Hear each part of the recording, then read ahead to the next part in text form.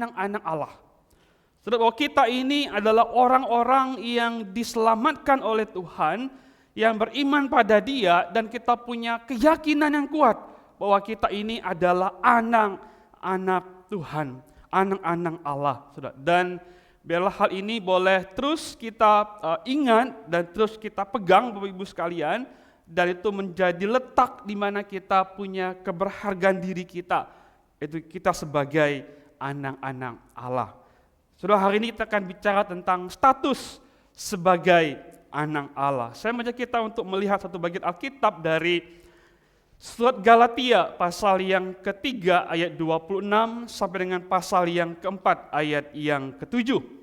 Saya sudah juga menuliskan di slide Bapak Ibu sekalian, saya mengambil terjemahan Indonesia yang baru yang edisi kedua ya.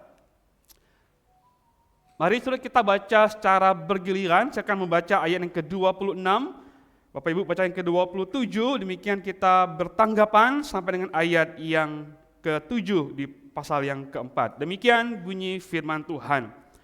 Sebab kamu semua adalah anak-anak Allah melalui iman di dalam Kristus Yesus.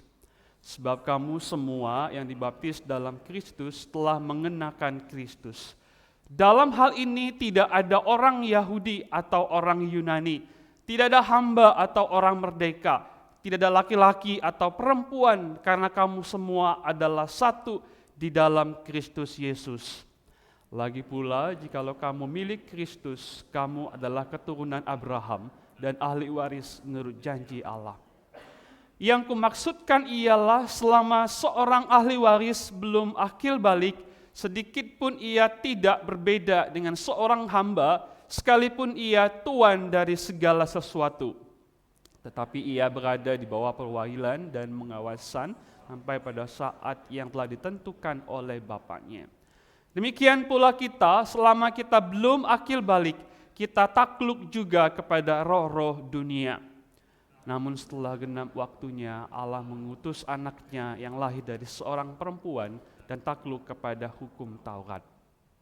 Ia diutus untuk menebus mereka yang takluk kepada hukum Taurat, supaya kita diterima menjadi anak.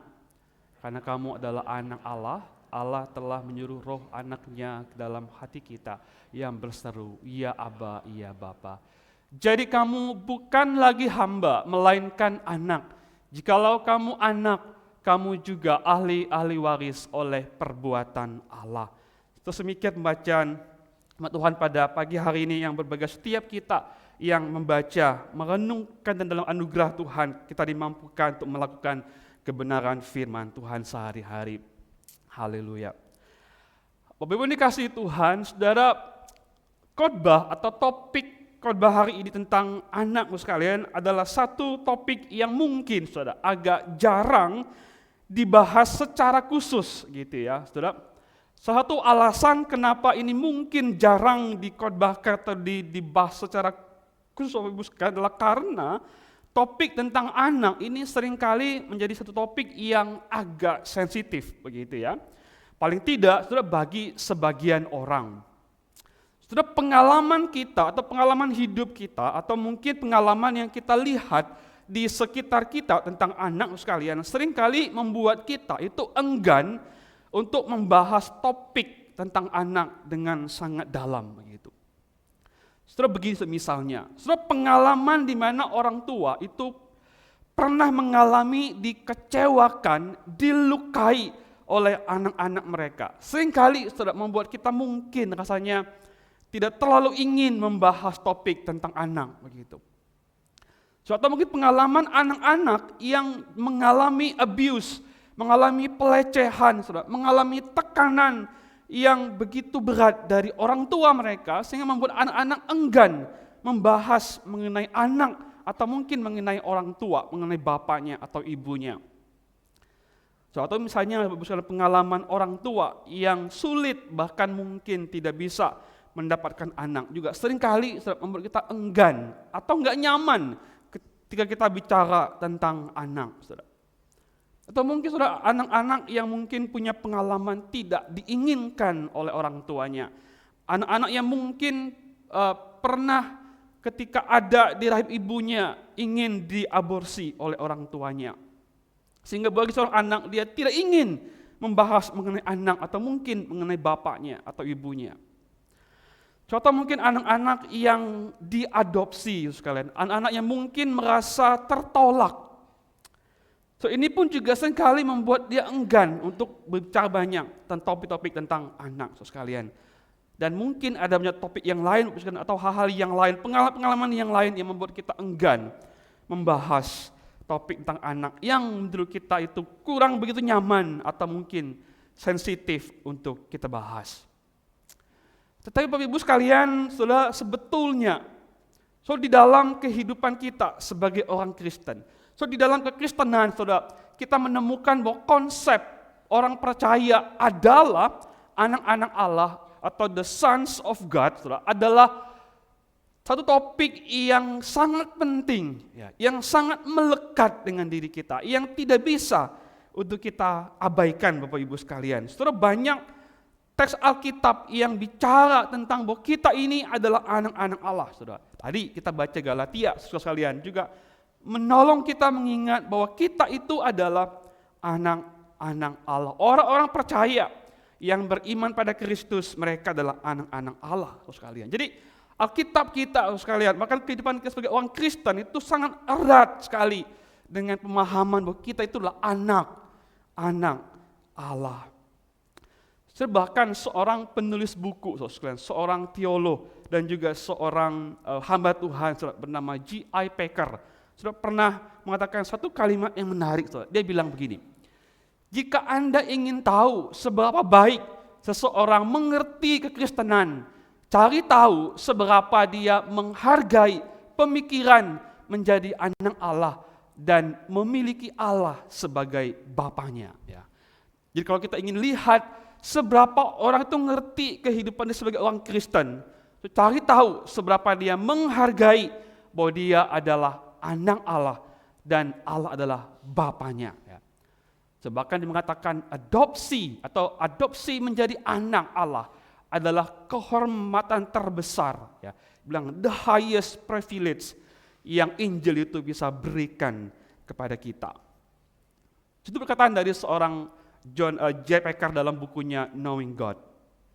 Bahkan seorang lain, sekalian, seorang hamba Tuhan juga, seorang penulis buku, seorang teolog juga, Bapak Ibu sekalian, yang bernama Sinclair Ferguson dalam bukunya Children of the Living God. Dia mengatakan begini, saudara sekalian, ide bahwa kita itu adalah anak Allah, saudara, adalah seperti mata air dari kehidupan kekristenan kita, keputraan atau kita sebagai anak-anak Allah, begitu ya. Itu bagi Allah adalah puncak dari penciptaan dan tujuan dari penebusan sekalian. Dia mengatakan bahwa our sonship itu seperti to God is the apex of creation and the goal of redemption. Kita itu sebagai anak Allah adalah puncak dari penciptaan Allah sebetulnya. Dan juga kita adalah tujuan daripada penebusan Allah itu supaya kita menjadi anak-anak Allah. Saudara sekalian, kita bisa mengatakan bahwa baik J.I. Packer maupun Sinclair Ferguson ingin mengatakan kepada kita bahwa Injil adalah dan karya penebusan dalam Kristus memberikan kepada kita status sebagai anak Allah. Dan ini adalah status yang paling tinggi, yang paling indah yang diberikan Injil kepada kita. Terus kan dalam Injil sekalian kita itu memperoleh status yang begitu indah dan mulia sebagai anak-anak Allah. Saudara, setiap kita yang hadir pada hari ini, saudara, kita semua adalah anak-anak Allah, dan itulah justru karya Allah dalam diri kita yang terindah, yang paling besar. Terus kalian, mari kita sudah mencoba mengeksplor bagaimana kita memahami bahwa kita ini sebagai anak-anak Allah. Dari teks yang tadi kita baca, kita akan melihat dua hal, yaitu kita akan melihat tentang identitas kita sebagai anak-anak Allah dan implikasi kita ini sebagai anak-anak Allah. Yang pertama, kita akan melihat bahwa identitas kita itu sebagai anak-anak Allah. Saudara, di dalam Galatia 3 ayat 26 yang tadi kita baca, Bapak Ibu sekalian, Rasul Paulus itu mengatakan dengan sangat jelas begitu ya, dengan sangat clear, dengan sangat tegas bahwa identitas kita atau jati diri kita, saudara sekalian, itu adalah anak-anak Allah melalui iman di dalam Kristus Yesus. Saudara, ayat yang ke-26 bilang begini, sebab kamu semua adalah anak-anak Allah melalui iman di dalam Kristus Yesus. Saudara, Rasul Paulus tidak mengatakan bahwa kamu akan menjadi anak-anak Allah. Atau dia juga tidak mengatakan bahwa kamu itu bisa jadi anak-anak Allah kalau kamu berusaha lebih keras, berjuang lebih baik, maka kamu bisa menjadi anak-anak Allah. Saudara, Paulus tidak bilang seperti itu, saudara sekalian. Tetapi dengan jelas, dengan tegas, dia langsung memberikan sebuah pernyataan, sebuah peneguhan, sebuah penyampaian kepada mereka bahwa kamu semua adalah anak-anak Allah melalui iman di dalam Kristus Yesus. Terus kalian di sini Rasul Paulus memberikan kepada kita atau menyatakan pada kita tentang identitas kita sebagai anak-anak Allah dan bagaimana kita mendapatkan atau kita diberikan status sebagai anak-anak Allah, yaitu melalui iman di dalam Kristus Yesus. Terus kalian kita memperoleh ya, atau lebih tepatnya kita tuh diberikan ya status sebagai anak-anak Allah, identitas sebagai anak-anak Allah sekalian.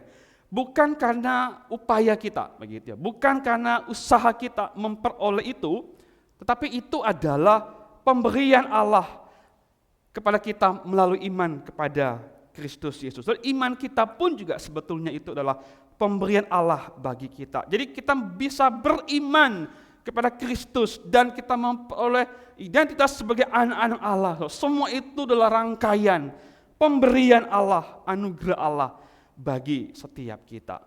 So, dengan kata lain Bapak Ibu sekalian, Rasul Paulus ingin bilang kepada kita begini, saudara, bahwa setiap orang yang beriman di dalam Kristus Yesus sudah menjadi anak-anak Allah.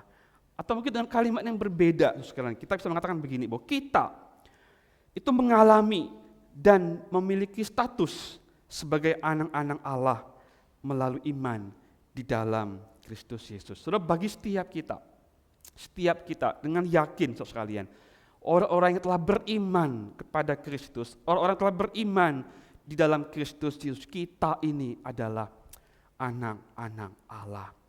Terus kalian, kebenaran ini terus kalian menarik untuk kita renungkan dengan lebih dalam. Terus kalian, kenapa? Karena saudara, iman kita saudara, kepada Kristus itu tidak hanya bicara tentang bahwa kita itu diselamatkan dari murka Allah. So ini memang betul, saudara. Kita memang benar. Kita itu beriman kepada Kristus dan kita dibebaskan, diselamatkan dari murka Allah, saudara sekalian. Tetapi iman kita, saudara, kepada Kristus Yesus tidak hanya membawa kita, saudara, kepada keselamatan atau kita diselamatkan dari murka Allah, saudara sekalian. Saudara, iman kita itu lebih dari sekedar kita diselamatkan dari hukuman Allah begitu. Tapi iman kita sudah kepada Kristus membawa kita menjadi anak-anak Allah. So, iman dalam Kristus membawa kita mengalami dan memiliki status, memiliki identitas sebagai anak-anak Allah. Saudara, kalau saya bisa memberikan sebuah penggambaran Bapak Ibu sekalian seperti ini sekalian. Saudara, iman kita saudara, kepada Kristus bukan saja membawa kita dari titik nol, saudara. Artinya titik di mana kita musuh Allah, kita seteru Allah, kita harusnya dimurkai oleh Allah, kepada titik nol, di mana kita diampuni, dibebaskan, dilepaskan, diselamatkan dari murka Allah, sekalian. Tapi lebih lagi, saudara, bahwa kita itu dibawa oleh Allah kepada titik yang tak terbatas. Itu di mana kita menjadi anak-anak Allah. Saudara bayangkan begitu saudara, kalau ini dijadikan sebuah rangkaian begitu. Iman kita pada Tuhan bukannya membawa kita dari titik di mana kita harusnya binasa dimurkai oleh Allah karena kita seteru Allah, musuh Allah, kepada tempat di mana kita dibebaskan, kita diampuni, diselamatkan oleh Allah, saudara. Bukan berhenti di situ, saudara. Bahkan lebih lagi, sekalian, di titik yang tak terbatas, itu kita disebut dan memiliki status identitas sebagai anak-anak Allah. Saudara, status kita, saudara, bukan saja dari terdakwa menjadi terbebas, tetapi juga kita menjadi anak-anak Allah. Saudara, saya nggak tahu seberapa ini menjadi kabar baik bagi kita. Ini menjadi satu kabar yang menyukakan hati kita, saudara sekalian. Saudara, kita diampuni, saudara, diselamatkan, dilepaskan dari hukuman kekal, saudara. Itu adalah satu hal, Bapak-Ibu sekalian. Tetapi kita diangkat, kita diadopsi menjadi anak-anak Allah, saudara, itu adalah hal lain begitu. Saudara, kita tidak hanya diselamatkan, diampuni, dilepaskan dari kutuk dosa yang harusnya saudara kita terima.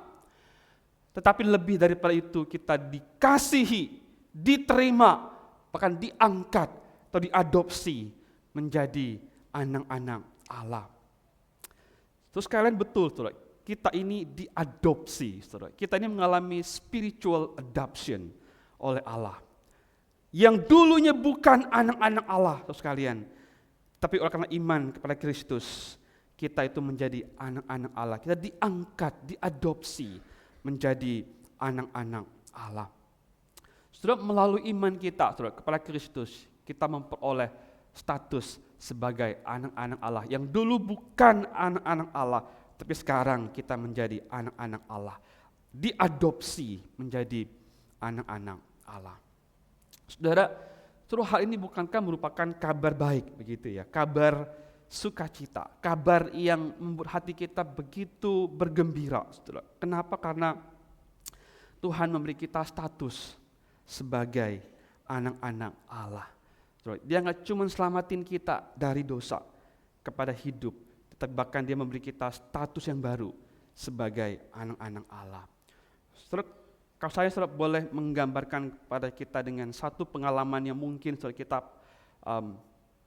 pernah alami atau mungkin kita pernah dengar dari orang tertentu, Bapak sekalian. Saudara pernah nggak mendengar ada orang pernah bilang begini sekalian? Misalnya ketika ada orang, saudara, yang mungkin bersalah kepada saya atau kepada Anda, begitu ya. Ketika ada orang itu betul-betul melukai hati Anda, menyakiti hati Anda, lalu Anda bilang, oke, kesalahanmu itu saya ampuni, gitu ya. Oke, saya nggak lagi mengungkit semua kesalahanmu. Sekarang kita berdamai, gitu.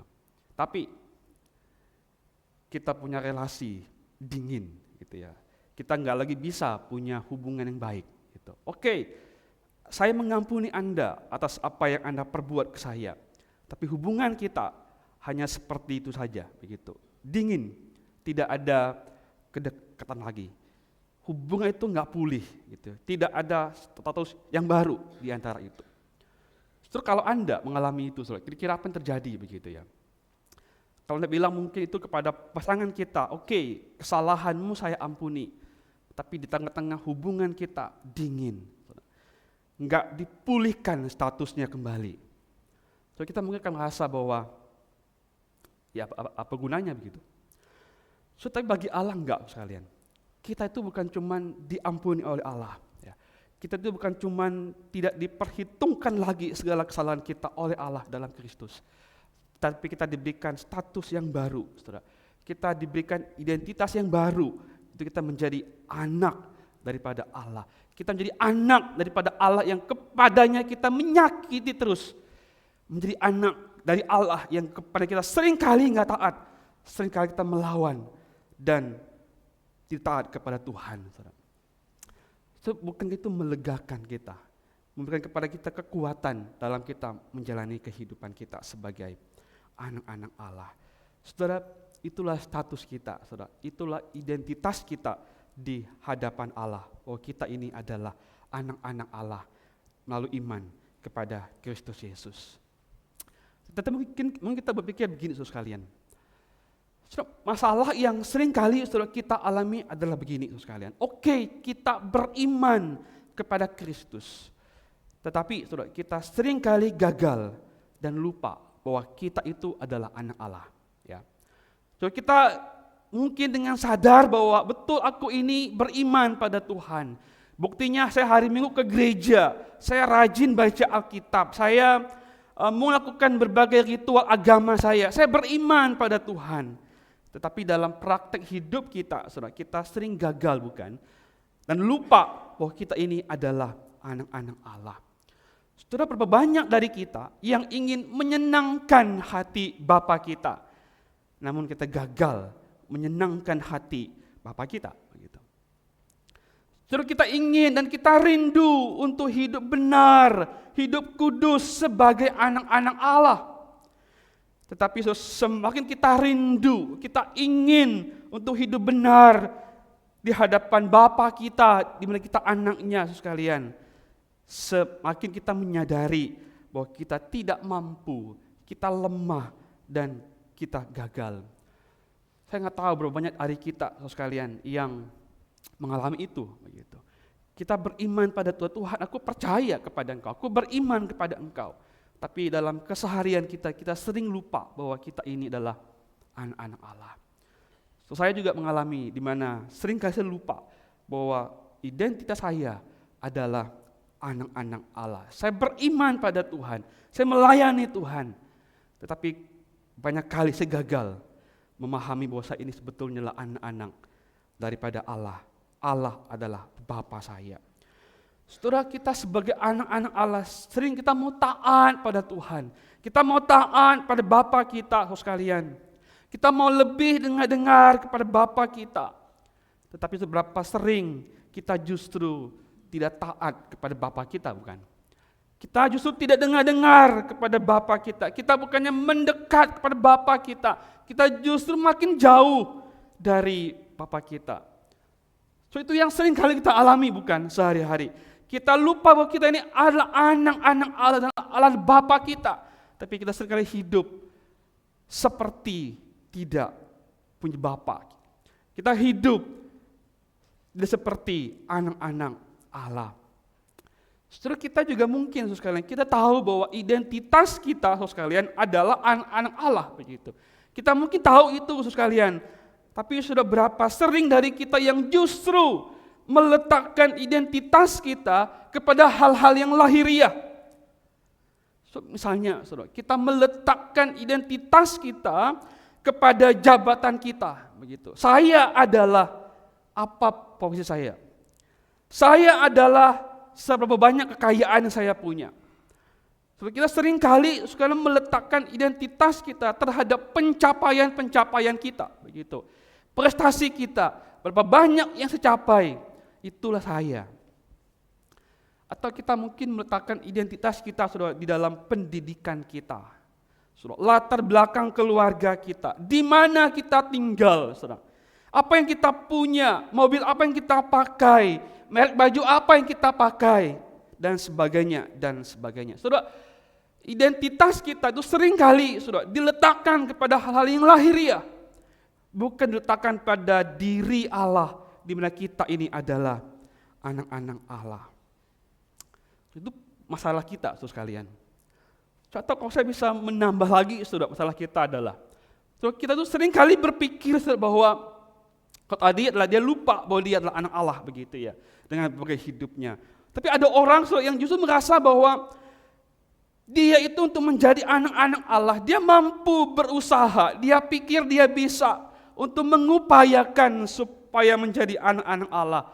Dia pikir dengan rajin berbuat kebaikan, dengan dia melakukan berbagai ritual agama, banyak doa, banyak baca Alkitab, hidup saleh, maka saya pasti menjadi anak-anak Allah. Saya pasti jadi anak yang berkenan kepada Bapa saya, kepada Allah saya. Kita pikir saudara bahwa dengan semua itu kita bisa menjadi anak-anak Allah dan kita layak menjadi anak-anak Allah. So, kita lupa bahwa tidak ada satu hal dalam diri kita yang membuat kita layak untuk menjadi anak-anak Allah dan membuat Allah berkenan menjadikan kita itu anak-anaknya. Saudara. Satu-satunya yang menjadikan kita anak Allah adalah karya Kristus di atas kayu salib. Dan iman kita kepada Kristus menjadikan kita anak-anak Allah. Saudara, kalau kita mengalami keadaan di mana kita begitu bergumul sekalian, maka kabar baik bagi kita adalah, saudara, kalau kita gagal menghidupi hidup sebagai anak-anak Allah, saudara, maka satu-satunya pengharapan kita, saudara, hanya di dalam Sang Anak Allah sendiri, sekalian, yaitu Yesus Kristus. Saudara, kalau kita gagal menghidupi hidup sebagai anak-anak Allah, maka ada satu anak Allah, saudara, yang tidak pernah gagal menghidupi hidup sebagai anak-anak Allah, sebagai anak Allah sekalian, yaitu Yesus Kristus, Sang Putra Allah, anak Allah itu sekalian, berhasil melakukan semua tuntutan Bapa baginya. Dia berhasil menyenangkan hati Bapanya dengan sempurna, yaitu Yesus Kristus. Maka Galatia pasal yang keempat, ayat 4 sampai ke-5 sudah mengatakan begini sekalian. Namun setelah genap waktunya Allah mengutus anaknya yang lahir dari seorang perempuan dan takluk kepada hukum Taurat. Ia diutus untuk menebus mereka yang takluk kepada hukum Taurat supaya kita diterima menjadi anak. Setelah ayat ini memberitahu kita begini sekalian, bahwa Allah itu mengutus anaknya Yesus Kristus. Ini menunjukkan pada kita bahwa Kristus itu adalah Allah sepenuhnya, begitu. Yang lahir dari seorang perempuan, menunjukkan bahwa Yesus adalah manusia sepenuhnya, sekalian. Tetapi yang sama dengan kita, dia lahir dari perempuan Maria, sama dengan kita, hanya bedanya dia manusia yang tidak berdosa. Saudara, jadi ini memberitahu kita bahwa di dalam Kristus sekalian, bahwa seluruh tuntutan Allah agar orang-orang itu hidup sesuai dengan anaknya, sebagai anak-anaknya digenapi, saudara, dalam Kristus Yesus. Saya mau katakan begini Bapak sekalian, bahwa anak Allah itu menjadi manusia, supaya manusia yang berdosa bisa menjadi anak-anak Allah. Saudara, anak Allah itu menjadi manusia, supaya kita ini manusia berdosa dapat menjadi anak-anak Allah. Tanpa Kristus yang adalah anak Allah itu datang ke dalam dunia dan menebus kita orang berdosa, maka manusia berdosa tidak mungkin dapat menjadi anak-anak Allah. Saudara, Kristuslah Sang anak Allah yang diutus untuk menjadi manusia, menggantikan kita, saudara. Dan menghidupi hidup yang harusnya kita hidupi, saudara. Tapi kita nggak bisa, kita gagal, saudara. Kristus menghidupi hidup yang harusnya kita hidupi. Dan kabar baiknya adalah setiap kita yang beriman kepada Kristus, saudara, Allah memperhitungkan perbuatan Kristus kepada kita. Saudara, Allah memperhitungkan anaknya yang melakukan dengan sempurna requirement Bapa sekalian, tuntutan Bapa bagi dia, bagi kita. Dan di dalam Kristus Allah memperhitungkan semua yang Kristus lakukan bagi kita, dan kita bisa hidup sebagai anak-anak Allah. Saudara, kalau kita membaca lebih lanjut sekalian, dikatakan bahwa Kristus itu diutus ya untuk takluk kepada hukum Taurat dan menggenapkannya secara sempurna bagi kita yang tidak mampu, saudara, melakukan Taurat dengan sempurna. Kristuslah yang menggenapkannya bagi kita supaya kita diterima menjadi anak-anak Allah. Saudara, hari ini apapun yang kita lakukan, saudara, apapun yang hari ini saudara dan saya lakukan sebagai orang yang beriman kepada Kristus, yang ada di dalam Kristus, saudara, kita tidak lagi melakukannya supaya kita menjadi anak-anak Allah, supaya kita diterima menjadi anak-anak Allah. Justru sekalian, karena kita itu sudah menjadi anak-anak Allah karena iman kita kepada Kristus. Saudara, apapun yang kita lakukan hari ini itu adalah bentuk cinta kita, kasih kita kepada Sang Bapa kita, di mana kita adalah anak-anaknya.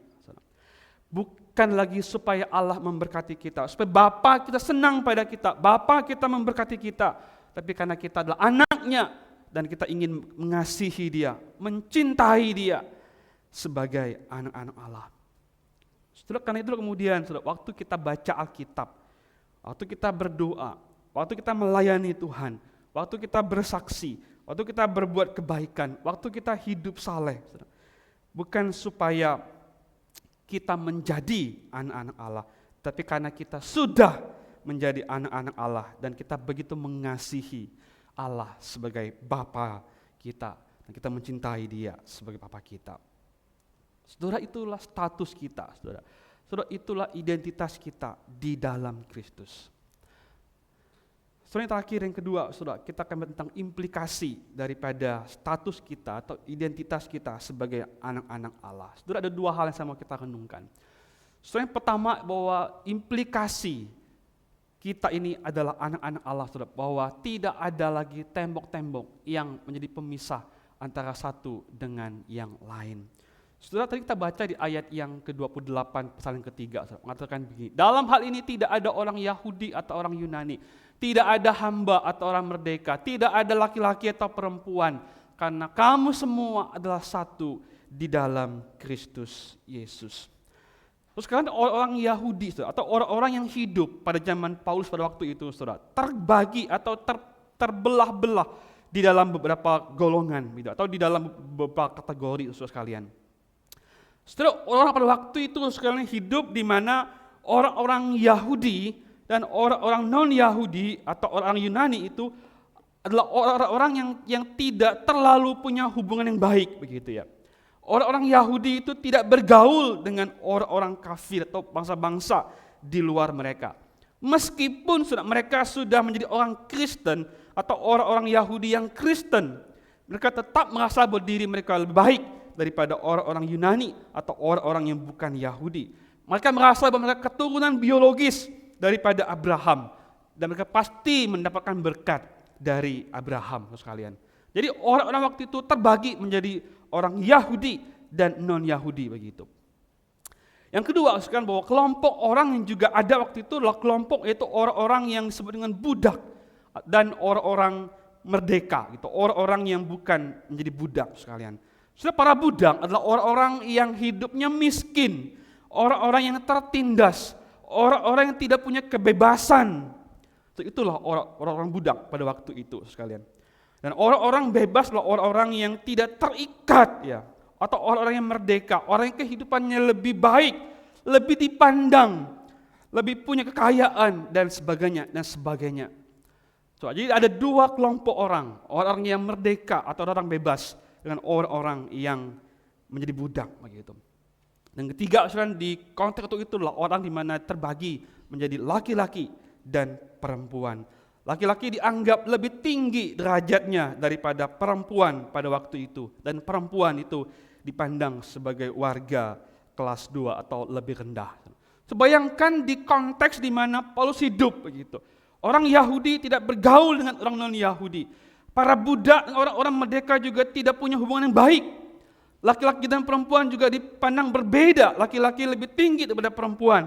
Nah, perempuan lebih rendah daripada laki-laki, saudara. Di tengah-tengah konteks seperti itu, Bapak Ibu sekalian, Rasul Paulus mengatakan bahwa di dalam Kristus, sekalian, tidak ada lagi pemisah seperti itu. Di dalam Kristus semuanya menjadi satu adanya. Saudara, artinya apa? Tidak lagi memandang orang itu dari sukunya apa, rasnya apa. Enggak lagi pandang apakah dia budak atau orang merdeka. Enggak lagi pandang dia laki-laki atau perempuan. So, di hadapan Allah, setiap orang beriman kepada Dia sama-sama anak-anak Allah, saudara. Sama-sama anak-anak Allah. Saudara, enggak ada lagi perbedaan. Saudara, melalui hal ini, Bapak Ibu sekalian, identitas atau status sebagai anak-anak Allah itu lebih penting, lebih tinggi daripada identitas berdasarkan suku, ras, tingkat sosial, tingkat ekonomi, ataupun gender. Saudara, identitas kita sebagai anak Allah itu jauh lebih tinggi daripada identitas-identitas yang lain yang ada pada kita. Dan Bapak Ibu sekalian, bahwa identitas sebagai anak-anak Allah itu harusnya menyatukan orang dari berbagai kalangan, dari berbagai keadaan. So, melihat seorang bukan lagi dari lensa yang lain, tapi melihat setiap orang percaya dari lensa yang sama, yaitu lensa bahwa kita ini adalah anak-anak Allah. Terus kalian seberapa jauh, saudara, pemahaman kita sebagai anak-anak Allah, saudara, itu meruntuhkan identitas-identitas yang seringkali, saudara, justru memisahkan, memecah belah, mengkategori-kategori orang di dalam gereja. Saudara, berapa banyak kita justru lebih tunduk kepada identitas-identitas yang lahiriah itu, saudara, ketimbang tunduk kepada identitas kita yang adalah anak-anak Allah. Terus kalian saya dalam renungan gitu ya. Saya coba berpikir begini Bapak Ibu sekalian. Saudara, coba saya mau tanya begitu ya. Saudara itu adalah orang Chinese yang Kristen atau orang Kristen yang Chinese? Apakah saudara orang Jawa yang Kristen atau orang Kristen yang Jawa? Saudara, apakah orang Kristen yang Toraja atau orang Toraja yang Kristen? Atau suku apa deh gitu ya? Saudara Kristen tapi sukunya A, gitu ya. Atau saudara suku A yang Kristen? Yang mana deh kira-kira? Apakah saudara orang Chinese yang Kristen atau orang Kristen yang Chinese? Mana yang kira-kira yang lebih tepat? Oleh saya? Oke, ya kita vote deh ya. Siapa yang bilang ya, maksudnya saudara suku A dan Kristen dan saudara Kristen tapi suku A gitu. Yang kanan deh. Yang Kristen suku A gitu. Suku apapun deh. Atau yang suku apa? Yang Kristen. Saya suku Chinese, suku Jawa, suku Sunda, suku Batak, yang Kristen. Gitu. Saudara, oke ya, saya skip dulu saudara ya. Saudara pengusaha yang Kristen atau saudara seorang Kristen yang pengusaha? Saudara orang Kristen yang pedagang atau pedagang yang Kristen? Saudara pelajar yang Kristen atau orang Kristen yang pelajar? Saudara, lensa kita melihat itu menjadi penting, bukan? Saudara harusnya, ya. Saudara kekristenan kita, saudara, menjadi identitas utama di atas daripada suku kita, profesi kita. Saudara, kita adalah orang Kristen yang kebetulan Chinese. Kita orang Kristen yang kebetulan Jawa. Kita orang Kristen yang kebetulan Batak. Kita orang Kristen yang kebetulan Sunda. Kita orang Kristen yang kebetulan Toraja, saudara. Dan sebagainya, dan sebagainya. Saudara, kita adalah orang Kristen yang kebetulan, atau mungkin adalah anugerah Tuhan, kita pengusaha, begitu. Saudara, kita adalah orang Kristen yang pedagang. Kita orang Kristen yang pelajar, saudara. So, kenapa identitas kita sebagai orang Kristen, sebagai anak-anak Allah menjadi penting sekalian? Karena ini lensa kita dalam melihat bagaimana kita hidup, bagaimana kita bekerja, bagaimana kita menghidupi kehidupan kita dalam kehidupan ras kita ataupun suku kita. Saudara, identitas kita sebagai anak-anak Allah itu jauh lebih penting dari identitas kita sebagai apapun. Yang kedua, saudara, yang terakhir sekarang, bahwa implikasi bahwa kita ini adalah anak-anak Allah adalah bahwa kita diberikan Roh Kudus dalam hati kita. Saudara, ayat ke-6 mengatakan begini, Bapak Ibu sekalian. So, ayat ke-6 mengatakan begini, bahwa karena kamu adalah anak, Allah telah menyuruh roh anaknya ke dalam hati kita yang berseru, ya Aba, ya Bapa. Saudara, ayat ini, saudara, ayat yang ke-6 ini mirip dengan ayat yang ke-4 begitu. Saudara, di mana di ayat yang ke-4 mengatakan bahwa Kristus itu diutus oleh Bapa Dan ayat yang ke-6 katakan bahwa Roh Kudus itu juga diutus oleh Bapa ke dalam hati kita. Saudara, seorang yang bernama Timothy Keller, saudara, opa kita semua, begitu ya. Saudara mengatakan begini, saudara, sebuah kalimat yang menarik. Dia bilang bahwa Yesus itu diutus oleh Bapa, saudara sekalian, saya terjemahkan dengan bebas gitu ya, untuk menjamin status legal kita, saudara. Jadi Kristus diutus oleh Bapa untuk menjamin kita punya status secara legal bahwa kita ini adalah anak Allah, sah, begitu ya. Semua kita dalam Kristus, kita legal, kita sah menjadi anak-anak Allah. Tetapi Roh Kudus berbeda, saudara.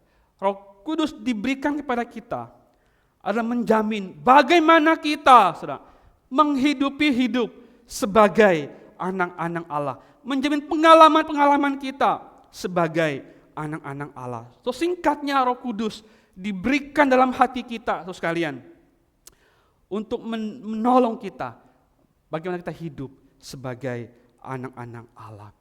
Saudara, sebutan Aba, saudara, di dalam ayat ini, saudara, menunjukkan suatu kedekatan yang intim seorang anak kepada Bapa. Saudara, dalam Kristus, saudara sekalian, oleh karena Roh Kudus, kita bisa memanggil Bapa kita, Allah, dengan sebutan Bapa. Sebagai anak-anak Allah itu, Roh Kudus menjamin bahwa kita bisa, saudara, kapanpun dan dimanapun, untuk kita punya kedekatan dengan Bapa kita. Sebagai anak-anak Allah, kita memiliki relasi yang intim, yang dekat dengan Bapa kita oleh karena karya daripada Roh Kudus. Terus kalian kalau kita membaca kata Aba, saudara, ada satu bagian yang lain yang juga muncul kata ini, sekalian, khususnya di dalam Markus pasal yang ke-14 ayat 36. Saudara, mengatakan begini, Markus 14 ayat 36 bilang begini, saudara. Katanya, "Ya Aba, ya Bapa, segala sesuatu mungkin bagimu. Ambillah cawan ini dari hadapanku, tetapi janganlah apa yang aku kehendaki, melainkan apa yang engkau kehendaki." So, inilah kalimat Kristus ketika di Taman Getsemani, saudara. Ketika dia berdoa kepada Bapa, dikatakan, "Ya Aba, ya Bapa." Setelah melalui ayat ini, Bapak-Ibu sekalian, Rasul Paulus seolah mau mengatakan bahwa sebagaimana Kristus, sang anak Allah, memanggil Bapanya dengan sebutan ya Aba, ya Bapa. Dan setiap kita, saudara, oleh karena karya Roh Kudus, kita yang adalah anak-anak Allah, kita pun juga bisa memanggil Allah dengan sebutan Bapa. Sering menunjukkan pada kita kedekatan, relasi kita yang dekat dengan Allah. Saudara, sekali lagi sering menunjukkan dalam iman kita kepada Kristus bahwa kita itu adalah anak-anak Allah dan kita dapat memanggil Allah kita dengan sebutan Bapa. Saudara, ini adalah satu kedekatan yang agung, yang indah, suatu keintiman yang indah yang diberikan kepada kita. Begitu. Saudara, di dalam pimpinan Roh Kudus, kita dapat datang dan berseru kepada Bapa kita di surga, kapanpun, dimanapun, dan dalam keadaan apapun, sebab kita ini adalah anak-anak Allah. Saudara, di akhir khotbah saya mengatakan kepada kita bahwa saudara, di dalam iman kita pada Kristus, kita menjadi anak-anak Allah. Tetapi saudara, Allah tidak membiarkan kita, saudara, hanya punya status sebagai anak-anak Allah, dan kita tidak punya kemampuan untuk hidup sebagai anak-anak Allah. Saudara. Betul, kita tidak mampu hidup sebagai anak-anak Allah.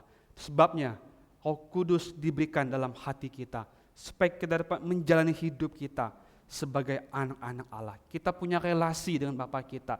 Kita bisa datang kepada Dia kapanpun, dimanapun, dalam keadaan apapun, dalam suka, dalam duka, dalam berbagai hal, kita dapat datang kepada Bapa kita. Karena Roh Kudus dalam hati kita menolong kita untuk berseru, "Ya Aba, ya Bapa." Tuhan kiranya memberkati setiap kita. Mari kita berdoa.